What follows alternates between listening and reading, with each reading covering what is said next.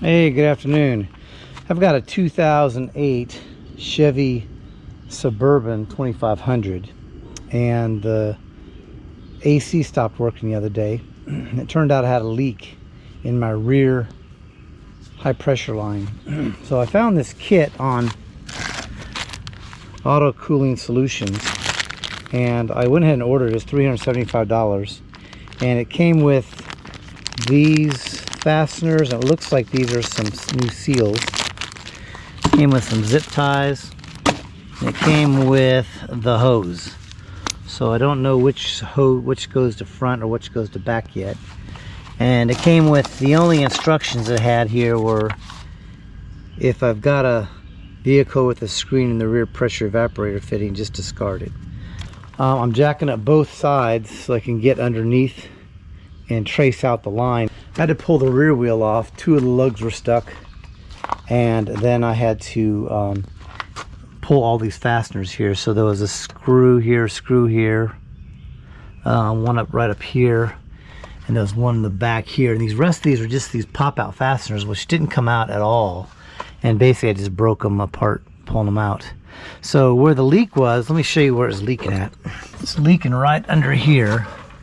You can see that right, one of these hoses here, I think it was the high pressure side, over top of the rear wheel is where it was leaking at. So I'm just going to replace it with this. I'm going to leave the line in place, just disconnect it here. I'm just going to leave all that line in place and then replace it with this hosing kit, identifying which lines were going to be replaced. I went ahead and marked them with one of these markers, and I'm marking the line all the way up to the front. I believe right down there it tees in, if you can see that. Yeah, right there tees in, and then on the, that might be the low side, and on the high side it's going to come up here, right down there. I marked these lines. And here's the high side, here's the low side, and it's going up behind and around this panel. So I might end up taking off part of this wheel well so I can get a clear picture of where those are headed. I did go ahead and pull this front wheel out, and now I'm trying to determine if I'm going to pull out this wheel well. I'd rather not. It looks like the lines are going to run up and around here. So if I can just get them marked, I believe that this right here is going to be my low side. I think it tees right, it goes right into here, tees into here, and then the other line connects right here. So I just got to verify that's correct, and then this job may go a lot easier. Might be a matter of just fishing that cable up through where the old one went and then zip tying it in place. Alright, so I'm able to pull this without undoing it, without taking the front wheel well out. And I can pull this aside and take a look and see what's up there. I paired up the ends. So this is the two that go to the rear, and then these are two that go to the front. So now I can start fishing this all the way through the system. I decided to pull this off now and connect the rear hose up to it so that it'd give me a good anchor point and that I wouldn't be fighting with the hose fittings later. So a good starting point to put the hoses in. I'm just gonna pull the seal on this now and hook up the new ones. Alright, I took these out. I just went ahead and broke them off. But this was extremely stuck. And neither one moved at all, would not move at all. I couldn't get it undone. I was pounding on it, working it. Finally, after pounding on this corner right here, this one could wiggle a little bit, but the big one wouldn't move a bit. So what I did is I took the screwdriver with you've got a back end here that you can put a ratchet on, and I wedged it in there just like that, and I put the ratchet on, and when I cranked it, I gave it some good leverage with here, it ended up popping off. And that was after working on it for a good 15-20 minutes trying to get it to loosen up. So I don't know if that'll help you all. Basically, it looks like that. It's a nice tough screwdriver with an end that you can put a ratchet on, a socket, and ratchet it free.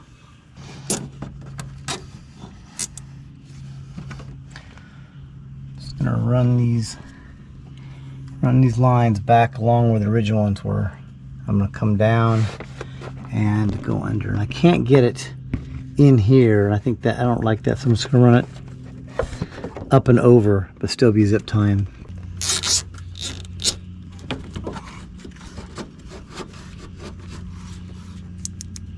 So I got it zip tied, and I want to run these. I'm just gonna get it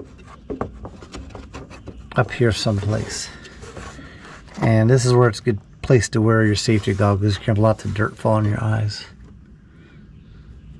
So I'm not going to be able to fit it underneath this bracket, so I'm going to go around it. Next, I need to fish these up through the back side of the front fender well. That's my wife's hand, by the way. So if you ever have a girlfriend that helps you work on your car, marry her.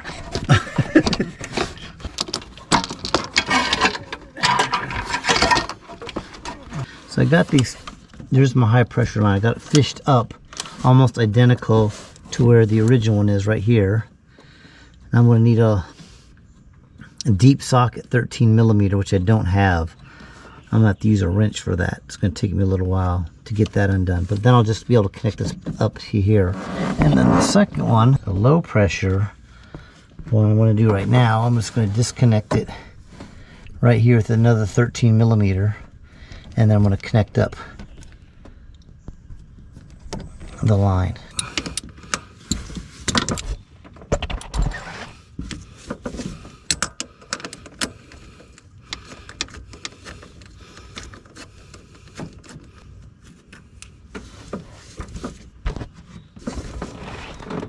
No, not another one of these. So now I got on this low side, this won't come apart. I took the 13mm nut off, but you can see there's some corrosion on top. So I spray the WD-40 and I'm pounding on it, and I'm trying my trick with the screwdriver, but it's not coming free yet. But I cannot damage this piece here, so I gotta be careful. And this piece is getting replaced, so I'm not so much concerned. But if I can just get that to separate.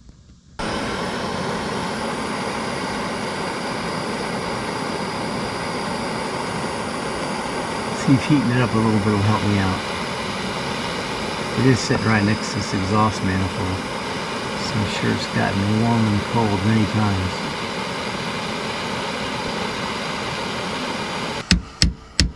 Oh, there it goes. Look at that. Look at all the corrosion. You had to heat it up with a torch, and yeah, it's good and hot. And look at that corrosion there. Now it came right off. Turn our torch off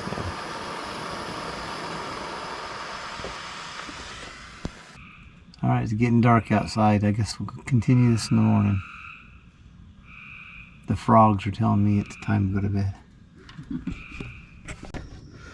Well, I got this nut off pretty easy off from this high line here. And now I got to break that apart, so I have a feeling it's going to be as tough as the other one. But before I do that, I'm going to connect this line down here up, and I want to get the old line out of the way. Here's the old line. It goes up underneath this fender well. So there it is up there. Pull that clip off right there. And then these two lines can actually just come down and come off. I just removed this nut here so I could pull things down, And now that I got this out of the way, I'm just gonna break this off right here since I don't need it. I just broke it off. That's gonna give me some extra room in there too to fish things up there. And I'm also, once I undo this one, I'll break that one off too. And then the new line here and this new line here go up there. Okay, so I got this one coming out.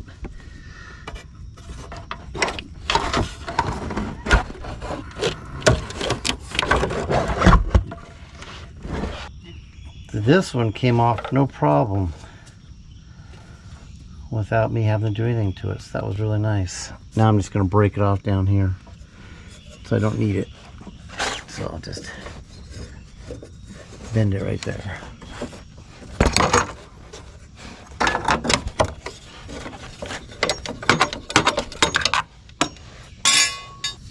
Alright, I'm back up top.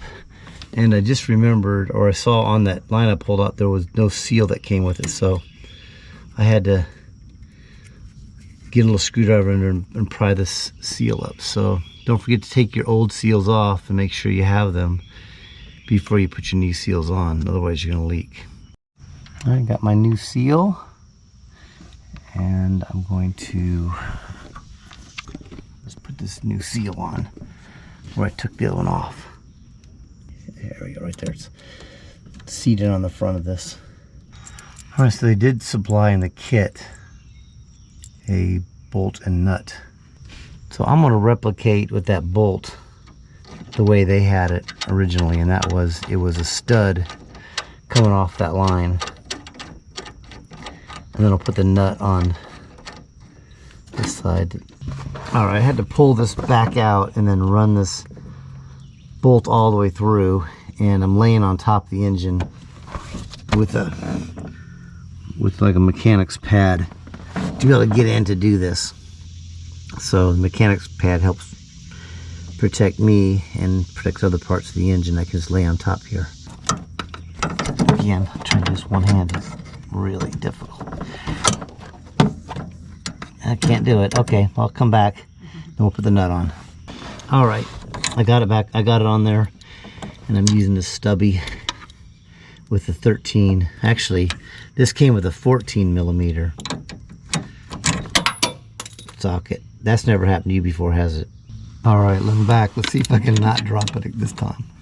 So I've got it tightened. It's just good and snug, that's good. All right, that went in pretty easily. Now we just got to do this one down here. And I'm going to fish the line up. Put it on there.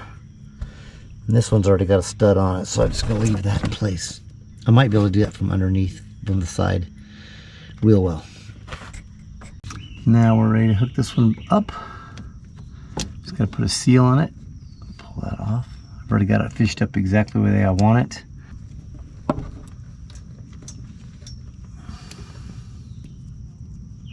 Okay, and then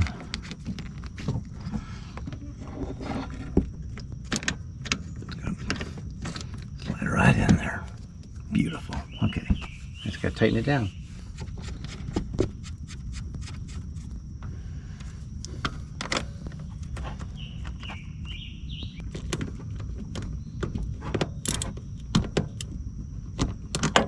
I'm gonna find another wrench. This is supposed to be a 13 millimeter, but it doesn't seem to be sitting on there all the way. So it is exactly 13 millimeter, but I'm going to put one of these little angle, allows it to flex a little bit back and forth on there. It just wasn't sitting square, and this is just a little bit longer. I almost need a deep socket for that. So I'm going to go ahead and tighten that up off screen. All right, now comes the fun part. We're going to evacuate the system just to make sure there's no leaks in it. And if you look at this, I've got a blue line here that's supposed to be yellow. So imagine this is yellow. My yellow one had a bad seal on it. Actually, it was missing a seal altogether. And this is running down to a pump. And I'm just going to tighten this up hand tight on all these. And I'll just run the pump right there and remove this cap for the exhaust. Oil level is good, and so I'll get this connected up, and I'm going to connect this to the high side, and I'm going to connect this to the low side. And I'm going to close it first. So closed is all the way counterclockwise, is out on both the low side and the high side. And I'll just connect those to those ports, and then we're going to evacuate it for just a few minutes to get it down, and we'll check for leaks. And that's why I'm doing this before I'm putting everything back together on the vehicle. Everything's still tore apart, as you can see. Remove the low pressure side. Put that in my pocket, and then connect up. Okay, it's on. Make sure the line's tight. And let's do the high side.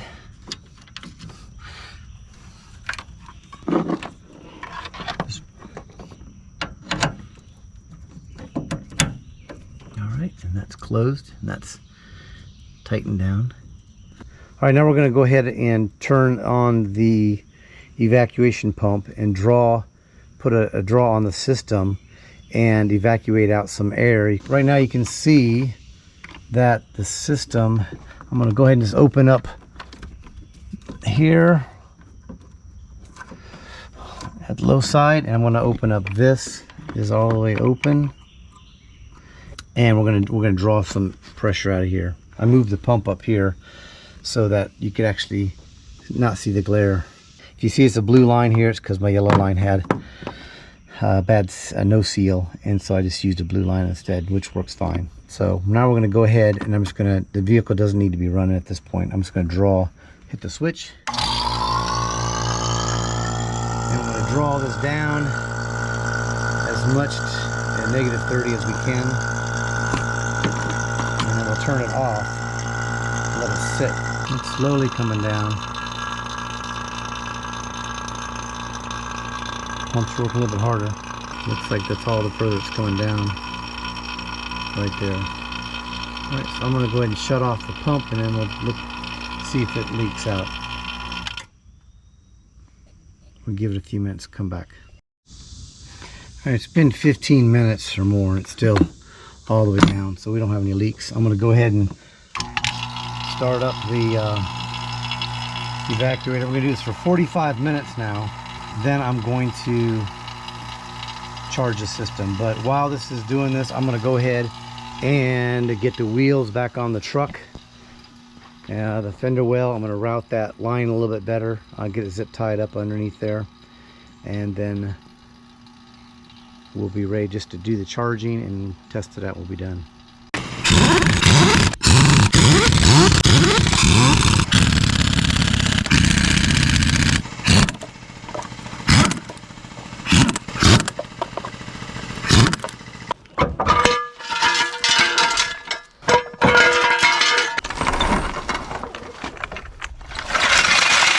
This has ran over 45 minutes now, and I've just closed this valve. I've got these valves closed. Now I'm going to go ahead and start the engine and then hook up a can. I've got several cans of this.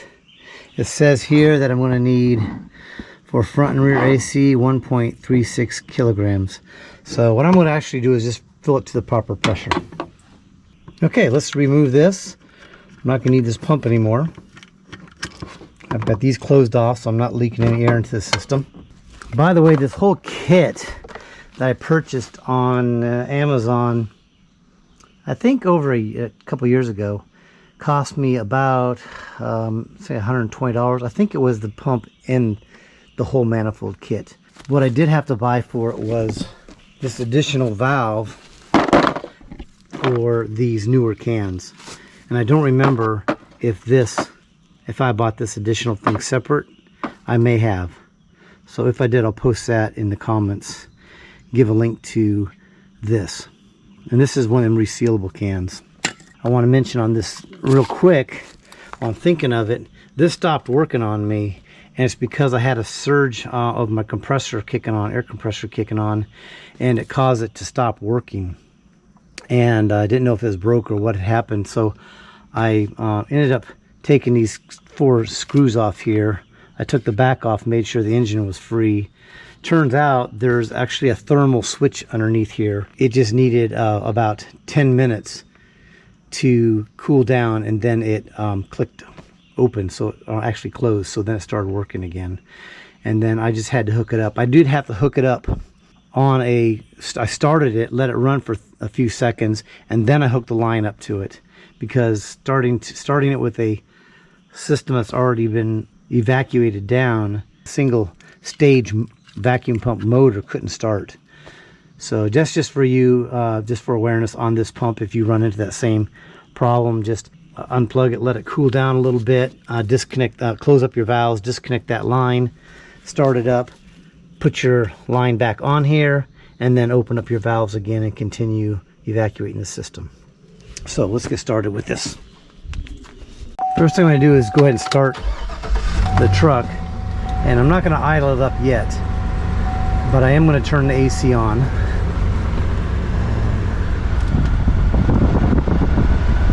Alright, AC is on, it's full automatic. So it's on, and then what I'm going to do is once I start getting the compressor that kicks on, then I'll increase the RPMs. That's tight now. Now I'm going to go ahead and pierce the can.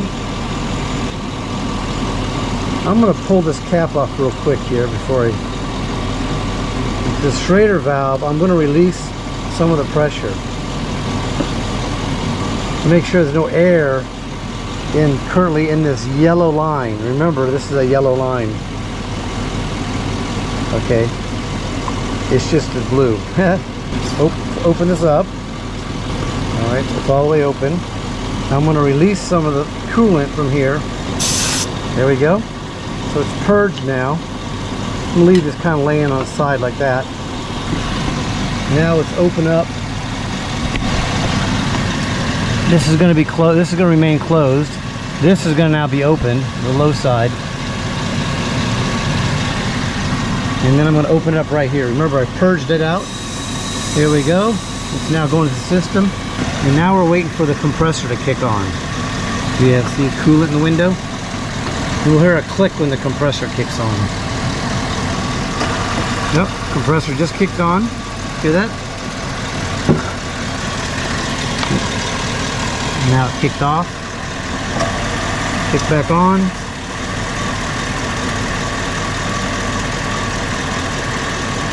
When it kicks on, we'll see our actual pressure onto the gauge. The tubes are a little bit cold right now.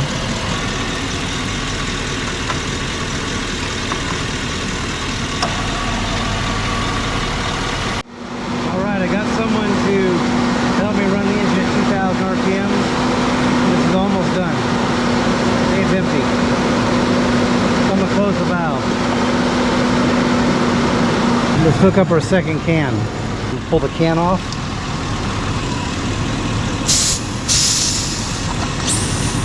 Can's empty.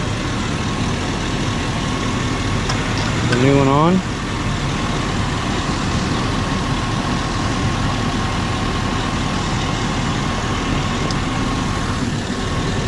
Pierce the can.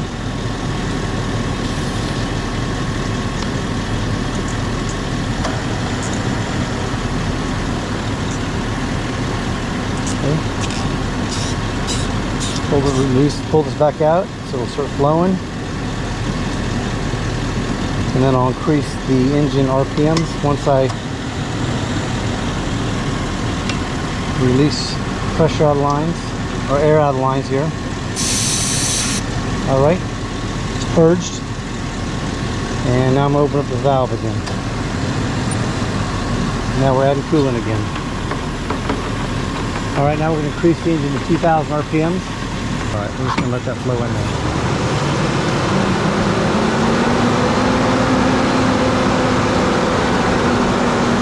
Alright, that's our second can gone. Now I'm going to go ahead and connect up the third can. And that should be enough. We're still just a little bit low. The compressor's not staying on. Alright, that's the third can. And now let's go ahead and release the air out of the line. Okay, some good coolant there. Let's open it up and let it flow. And we'll increase the engine RPM to 2,000 again. Alright, now we've got the compressor's now staying on, and we're getting a stabilized pressure here. Well, I could add just a little bit more, but I'm over 200 on my high side now, about 240, and I'm sitting right about 30 on my low side, so I could add it to get another 15 more pounds or 45, but I'm going to keep right where it's at, and then I can test it over the next couple of days, and if any leaks out or something happens, I'm not wasting more coolant. I can always add more. This is nice and cold now. The compressor's not cycling, so this is done. It's blowing out some cold air. I'm going to go ahead and make sure these are both closed now.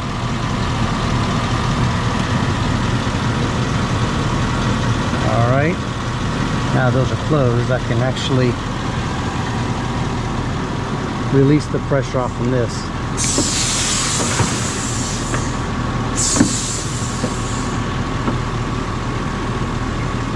It just goes in the lines. Just pulled off the low side. I'm going to pull off. Hot. Good and hot, that's for sure. There we go. This cap back on. That'll help a little bit. It helps additional seal on it. And then we'll just nice and cold. So good deal. So doing the job myself, I saved quite a bit of money. It wasn't as easy as I thought it was going to be, just because those lines were stuck. The back lines are stuck and one lines are stuck, and thank goodness one of the front lines, the high side, came off. So if you plan on using that hose instead of replacing the actual lines, which is a lot more difficult to do, then this is kind of what you can expect, at least for a 2008 Chevy Suburban. Hopefully for you, those lines aren't corroded and stuck. So I hope this helped you out. Have a great day. Bye. Alright, here's the remnants. I just broke them off. Like I said, I didn't want them dangling around and making a lot of noise, so I just broke them off. They've been replaced and we're all good, up and running.